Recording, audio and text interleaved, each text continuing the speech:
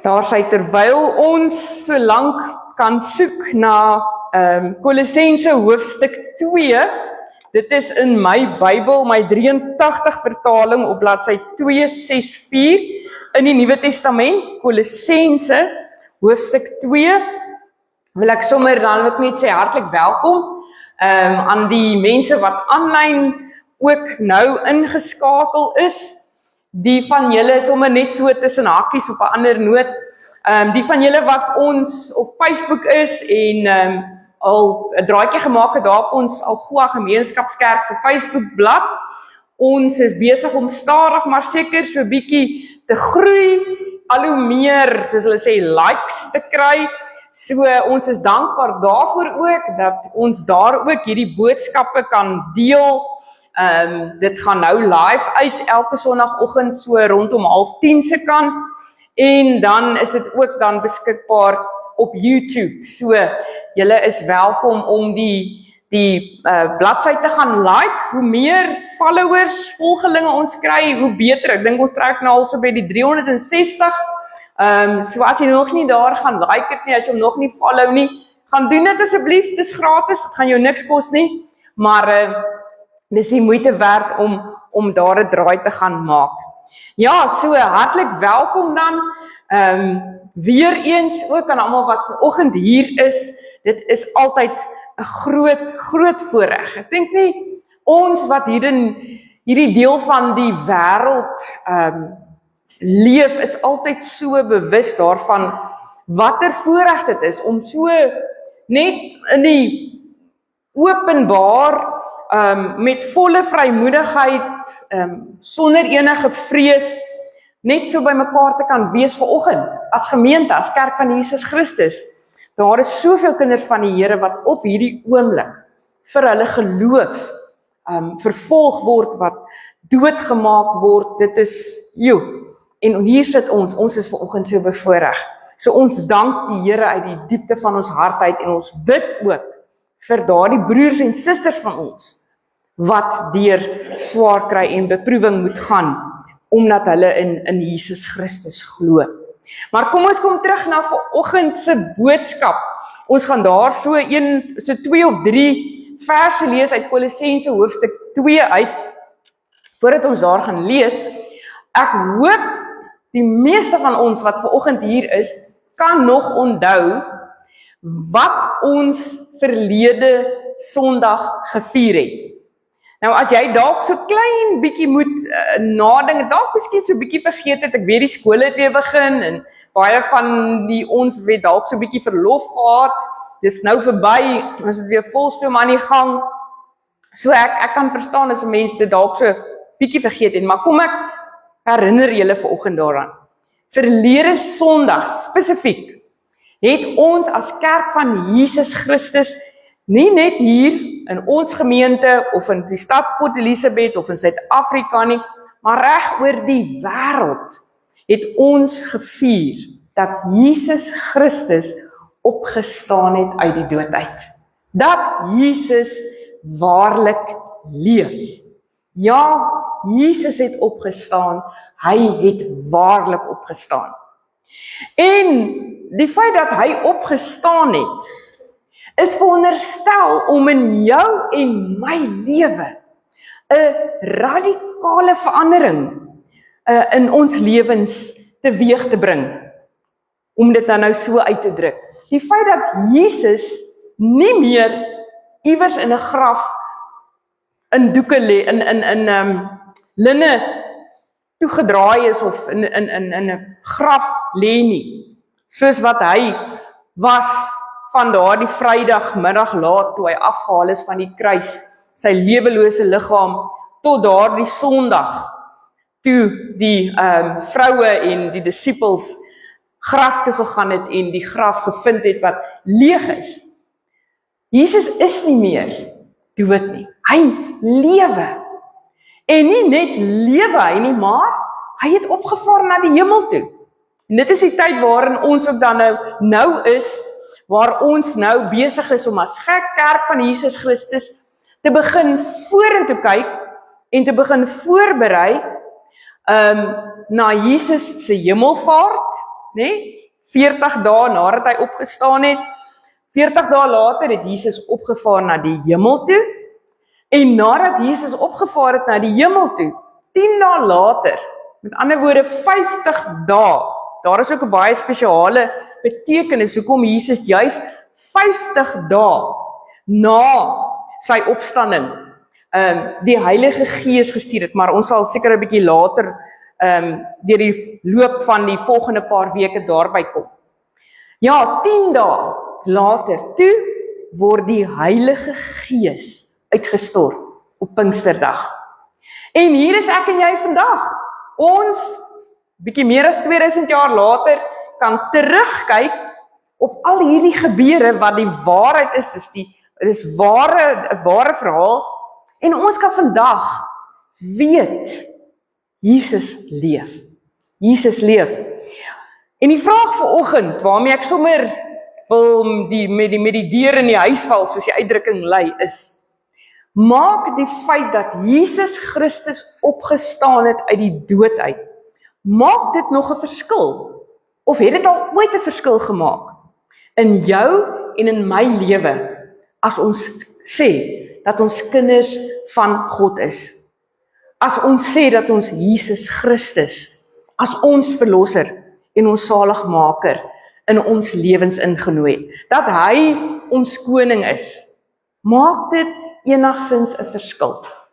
En dan is die ander vraag daarmee saam, is dit veronderstel om 'n verskil te maak, die feit dat Jesus opgestaan het uit die dood uit? Of is dit maar net iets wat goed is om te weet, goed, Jesus het opgestaan uit die dood uit, hy het die dood oorwin, dis goed so, en dis dit.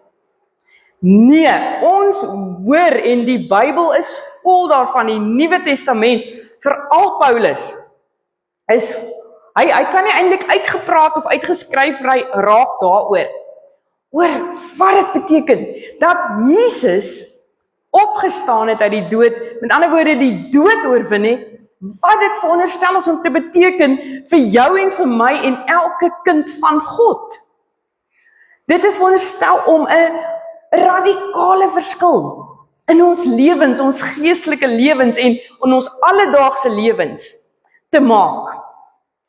Nou ja, ons gaan, as dit die Here se wil is, die volgende, ek weet nog nie hoeveel Sondae nie, maar 'n paar Sondae, soos die Here ons verder lei, gaan ons stil staan by wat dit beteken, of wat dit veronderstel is om te beteken, dat Jesus opgestaan het uit die dood uit.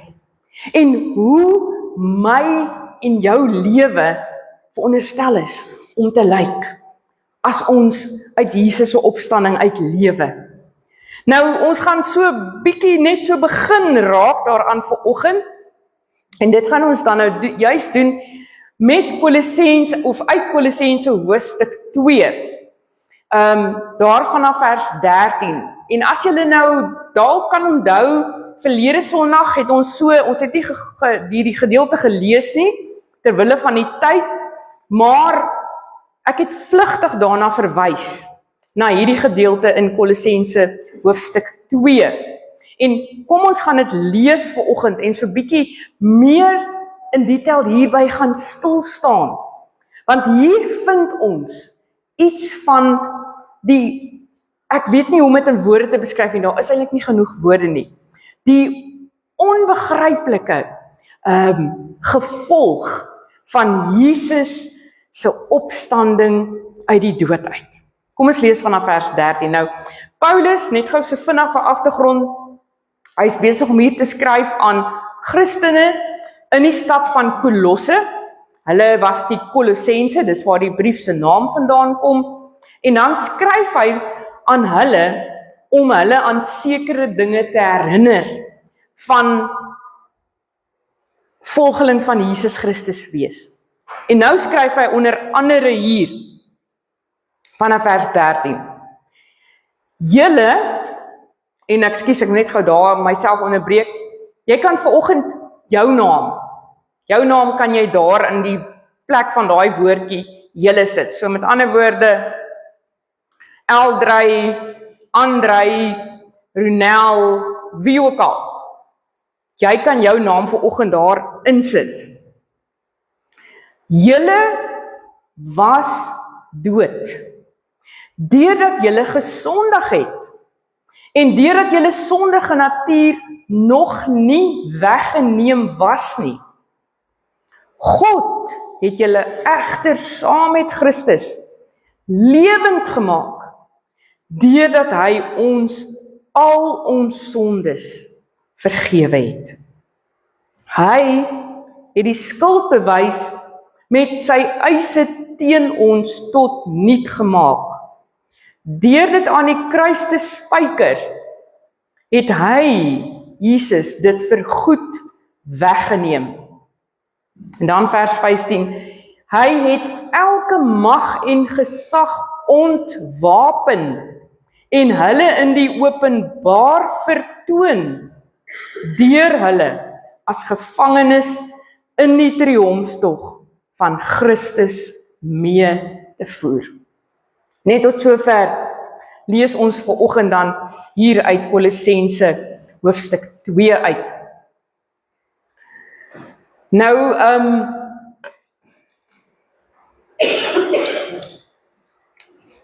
as ons net vir so paar oomblikke gaan toelaat dat God se Gees ons vanoggend ons harte kom aanraak, dan wil ek eerstens vir jou gou hierdie, kom ek sê, hierdie scenario kom skets. Hierdie scenario.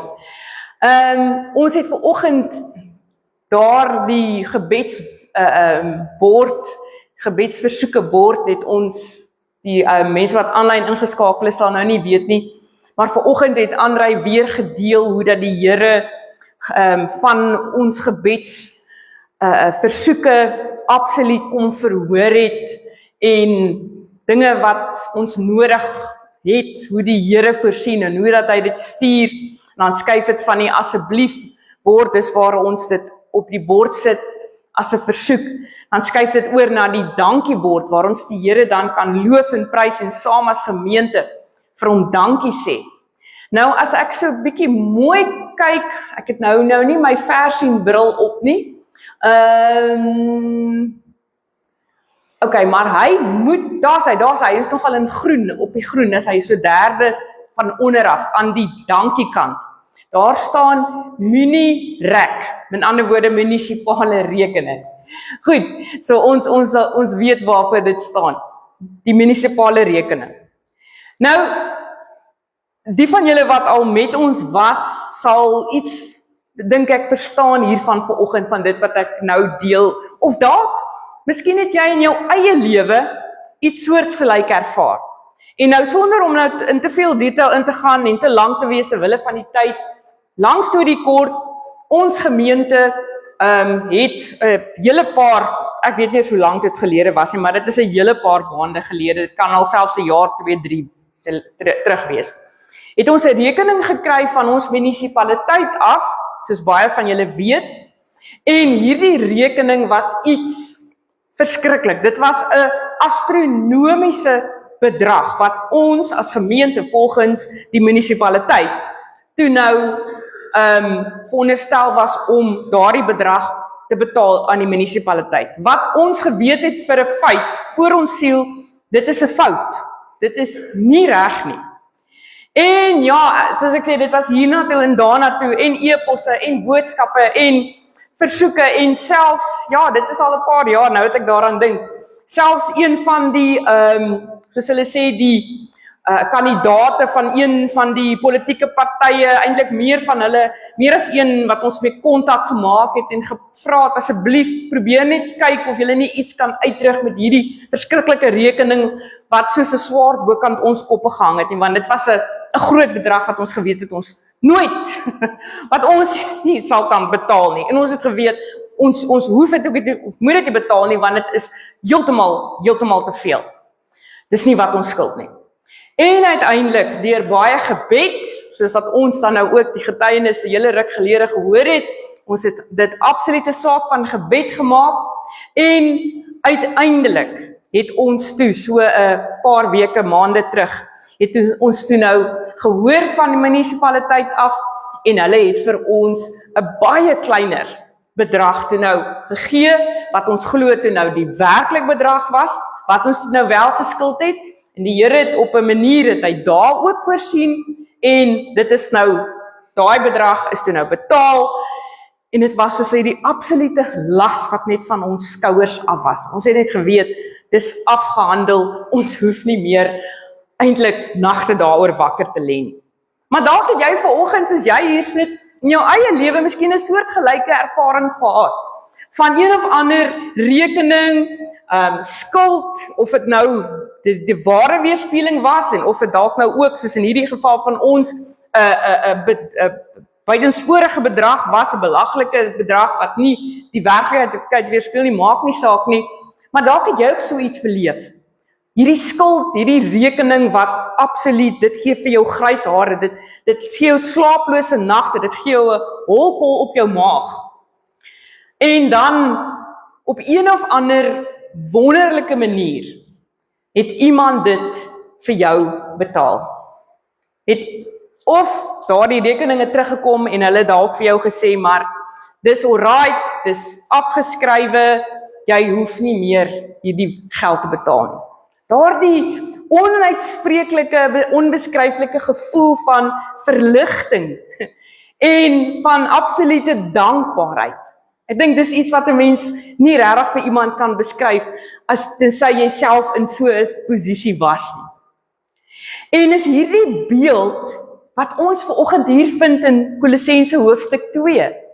Want sien, Paulus, as hy hier skrywe, wat ons dit nou net gelees het hierso sê in vers 14, hy, dis God, Jesus, het die skuld bewys met sy eise teen ons tot niet gemaak. Deur hierdie skuldbewys, hierdie rekening, deur dit aan die kruis te spyker, het hy dit vergoed weggeneem. Hy het dit vergoed weggeneem. Nou in daardie tyd het die mense geweet wat hierdie, met wie Paulus gepraat het, hierdie Christene in die stad Kolosse, het hulle geweet van hoe dit gewerk het in hulle samelewing. Daar is ook boek gehou in hulle tyd van skuld. Daar is 'n sekere dokument wat iewers gehou is van elke inwoner in die stad, en dan sou daar neergeskryf word wat se skulde, uitstaande skulde jy sou hê. In ander woorde, daar's boek gehou van al jou skuld. Jy sou nie sommer wegkom met enige uitstaande skuld nie. En dan natuurlik, as jy nie daai skuld betaal het nie, sou jy ook dan nou die gevolge daarvoor moes dra. So Paulus het geweet, die mense verstaan iets daarvan. En dan gebruik hy juis hierdie beeld van daai skulddokument, of kom ons sê dan rekening in ons taal, hierdie onbetaalbaar hoë rekening, wat geestelik, hy gebruik dit dan in 'n geestelike manier, en hy sê, en dit is nie nooit waar gewees van hierdie Christene in die stad Kolosse nie, maar dit is waar van elke mens op hierdie aarde, dat vanweë wat gebeur het in die paradys, daar aan die begin van die skepping, met Adam en Eva, en die slang, en die ongehoorsaamheid, die sonde wat in die wêreld ingekom het, en van daaraf het elke mens, van die kleinste tot die oudste, het eintlik 'n geestelike rekening, 'n skuldrekening, van ons sonde. En dan sê Paulus, wat het gebeur toe Jesus aan die dood aan die kruis gesterf het? Hy het hierdie skuldbewys met sy eise teen ons tot niet gemaak. Deur dit aan die kruis te spyker, het hy dit vergoed weggeneem.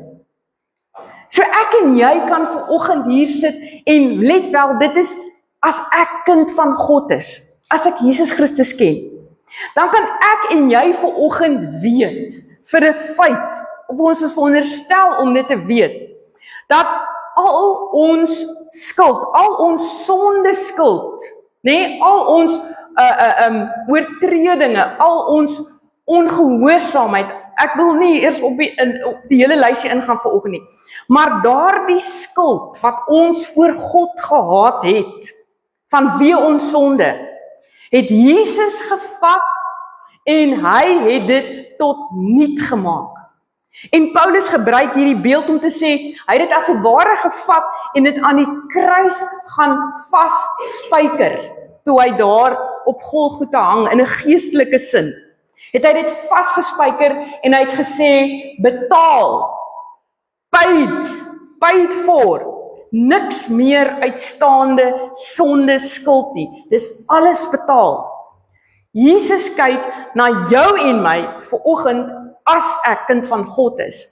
En hy sien nie ons sonde, hy sien nie ons verkeerde dinge nie, maar hy sien ek is iemand wat rein is. My sonde skuld is betaal. Ons skuld is volledig gekanseleer.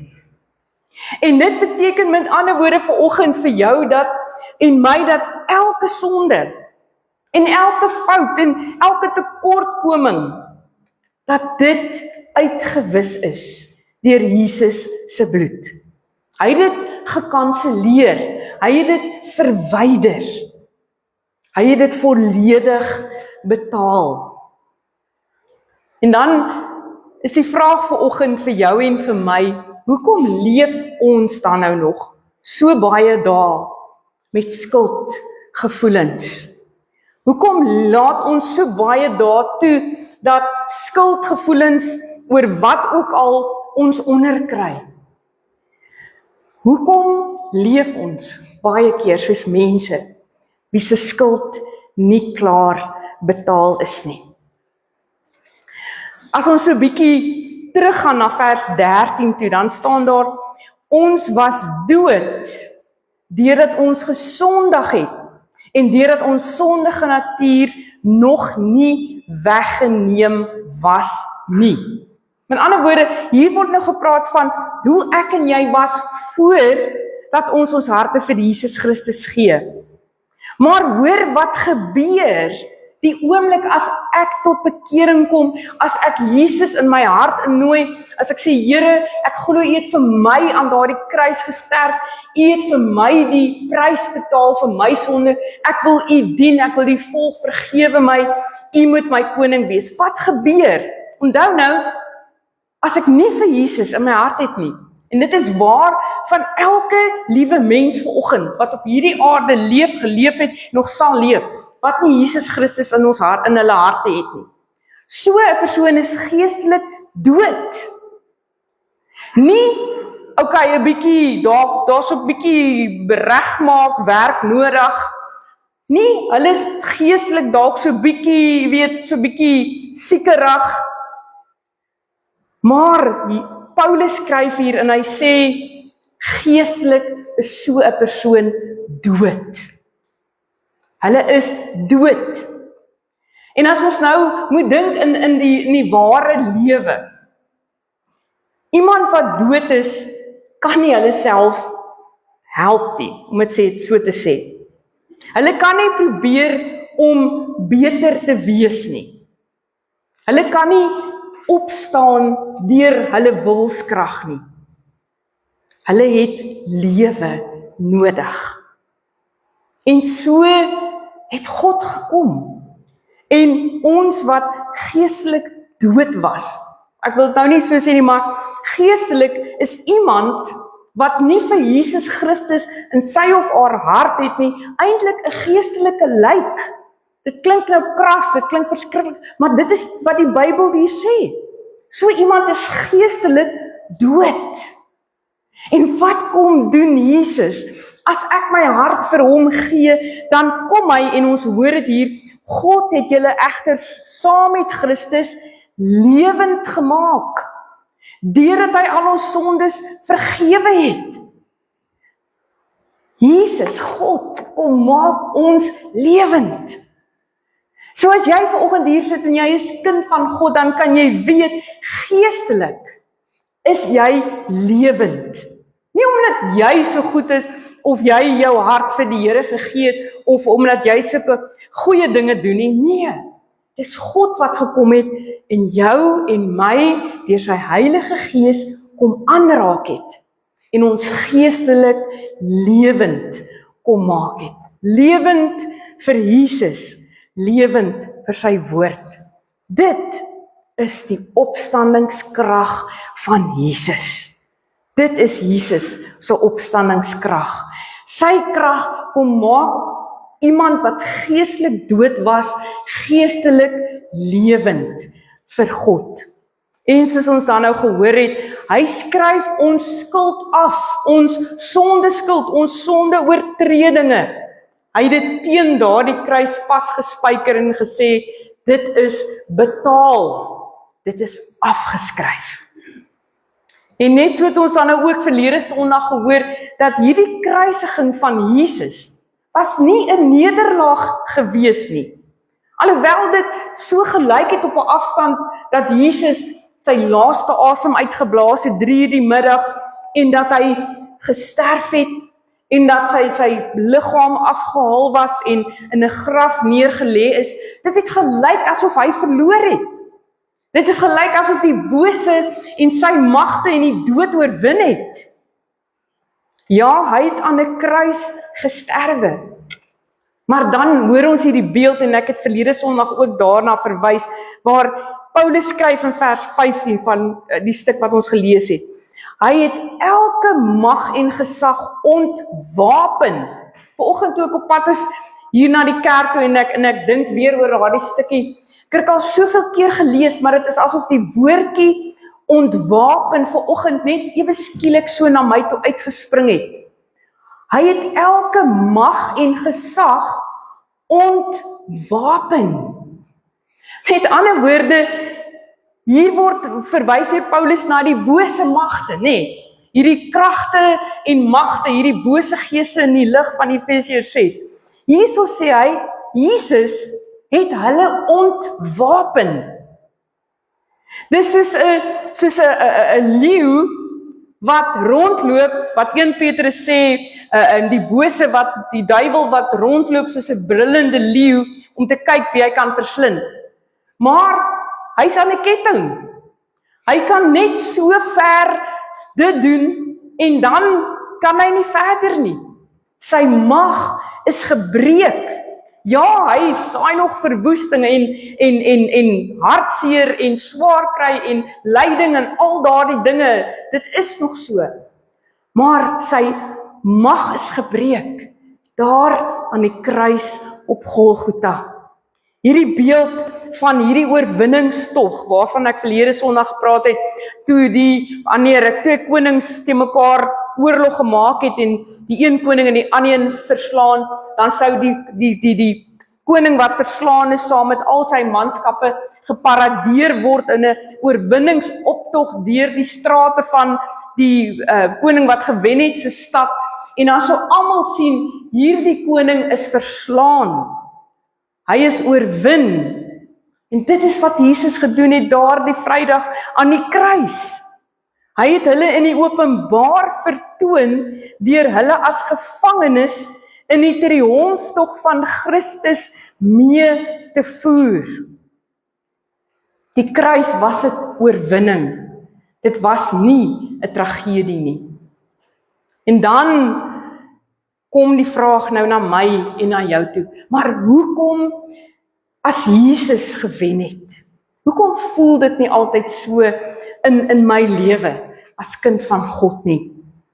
Want sien, die vyand, die bose, die duiwel, die Satan, hy werk nie meer met mag nie. Hy het nie meer mag, hy het nie mag oor Jesus nie. Maar hy werk met leuns. Hy werk met leuns. Hy is die vader van die leuen, lees ons ook in die Bybel. En hy sal kom en hy sal in jou oor vir jou, of in jou kom fluister om dit so te sê, of in jou gedagtes vir jou sê, jy is nie goed genoeg nie. Of hy sal vir jou sal kom sê, jy sal nooit verander nie. Of hy sal vir jou kom sê, God het jou vergeet. Nee, leuns wat nie die waarheid is nie. So werk hy. Hy is verslaan en hy weet dit, maar hy probeer my as kind van God nog oortuig dat hy nog in beheer is. En daarom glo ek dat die Here ons vandag, vanoggend, elke een van ons kom roep om te leef vanuit die oorwinning van Jesus Christus. Want alles begin hier, my geestelike lewe, die manier hoe ek leef as kind van die Here, maar ook in my alledaagse lewe. Dit begin by die wete, Jesus het oorwin. Hy het die dood, hy het die mag van die sonde, hy het die mag van die bose, het hy reeds oorwin. Hy het gewen. En so, glo ek die Here wil hê, dat ons moet leef as mense en as gemeente, wat nie vasgeval het in ons verledens nie. Wat nie leef met skuld wat ons saam met ons saamsleep nie, skuldgevoelens nie. Dat ons nie sal lewe in vrees vir die bose nie. Want ons weet ons koning Jesus, hy het gewen. Ek wil afsluit en kom ons luister mooi na hierdie woorde vandag. Ek glo die Here kom sê dit vandag vir jou as sy kind. Jou skuld is betaal. Jou verlede is skoon gewas. Jou vyand is verslaan. Want die graf is leeg en God, Jesus, het oorwin. Maar die vraag is vanoggend, gaan ek en jy leef uit daardie oorwinning uit, as kinders van die Here? Ek glo, en ek wil jou vanoggend uitnooi om saam met my, want ek is self nog besig om te soek en ek gaan verder soek en ek gaan verder lees in die Bybel. Wat dit werklik beteken om te lewe as iemand wat saam met Jesus lewend gemaak is. Want dit staan hier, en daarmee wil ek afsluit, hier in 1 Petrus, hoofstuk 1, as ek net gou-gou, hoop ek kan hom nou baie vinnig kry, maar hy skryf daarso, 1 Petrus, hoofstuk 1, vers 3, in sy groot ontferming het God ons die nuwe lewe geskenk, deur die opstanding van Jesus Christus uit die dood. Nou het ons 'n lewende hoop. Wat dit beteken, dat ons saam met Jesus 'n lewende hoop het. Dat ons kan lewe in oorwinning. Ek wil jou uitnooi om saam met my verder te kom soek, en as jy dalk iewers iets teekom in hierdie volgende paar weke oor wat dit beteken om in oorwinning te lewe as kind van die Here, WhatsApp dit vir my, stuur dit vir my, sê vir my Eldred, kyk net wat het ek hier raak gelees, en dan kan ons dit met mekaar deel, want ek glo werklik, die Here wil hê ons moet leef uit sy oorwinning, uit sy opstandingskrag. Amen. Here, dankie, 1000-maal dankies, dat u daardie sonde skuld van elke een van u kinders, ja, as ons vanoggend hier kan sit of kan aanlyn kyk en weet, Jesus het vir my aan die kruis gesterf, en ek volg Jesus, dankie dat ek dan kan weet, u het my sonde skuld betaal, u het daardie sonde las, daardie sonde rekening, het u aan die kruis vasgespijker, toe u daardie Vrydagmiddag uitgeroep het en gesê het, dit is volbring, dit is afgehandel, dit is klaar, Dis verby. Maar Here, U weet so baie daar. Kom die bose, en alhoewel hy weet dat sy mag gebreek is, alhoewel hy en sy trawante ontwapen is, soos ons gelees het hier in Kolossense 2, probeer hy nog deur sy leuns om ons as kinders van die Here onder te kry. En ja, Here, ons moet bely, baie keer kry dit reg. En dan begin ons vergeet wie ons is in U. Here, en dan begin ons sukkel en saam leef met skuldgevoelens, laste wat ons met ons saam sleep uit die verlede uit, Here. Baie keer wat ons sukkel om onsself te vergewe vir verkeerde dinge, waar U lank reeds gesê het, ek het jou vergewe. Here, help ons om al hoe meer te begin besef deur die Gees wat ons lei, wat ons leer, wat dit beteken om te leef in oorwinning, om te leef vanuit die opstandingskrag van U, Jesus, wat ook in elkeen van ons aan die werk is, as ons U kind is, soos wat Efesiërs 1 dit vir ons sê. Dankie dat ons dit vanoggend kan kom bid in U groot naam. Die naam bo elke ander naam, die naam van ons Here Jesus Christus, oorwinnaar oor die dood. Amen.